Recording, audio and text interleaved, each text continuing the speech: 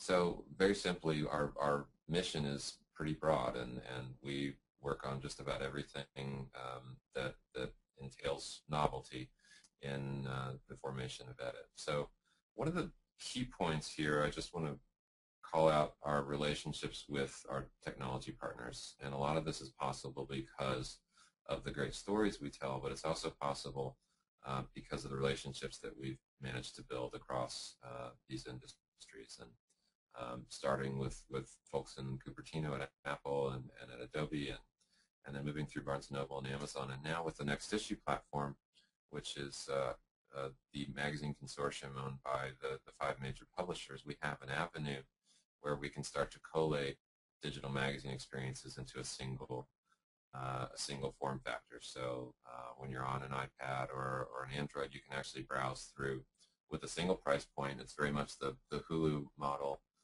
Hulu for magazines, where you pay a monthly fee and you can read and download as many magazines as you like. So these channels become increasingly important. We're really going to see that take shape this fall.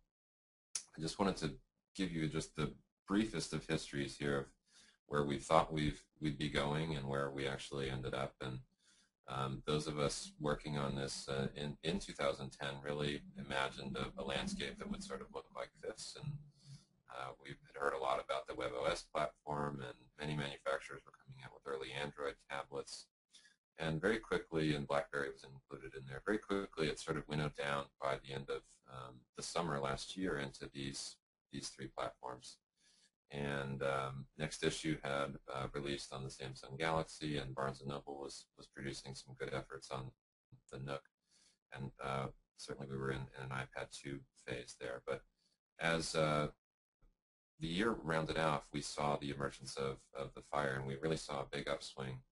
That $199 price point was hugely compelling to a lot of people, and a lot of people unwrapped Fires on Christmas morning, and we saw some big upswing in consumption in that 7-inch form factor. So where we had previously been reluctant even to explore the idea of a 7-inch digital edition, we were really compelled by the portability and form factor that provided. So and actually have been quite pleased with the design efforts there and the engagement that we're getting out of a 7-inch design as opposed to a 10. So we think these are all viable platforms.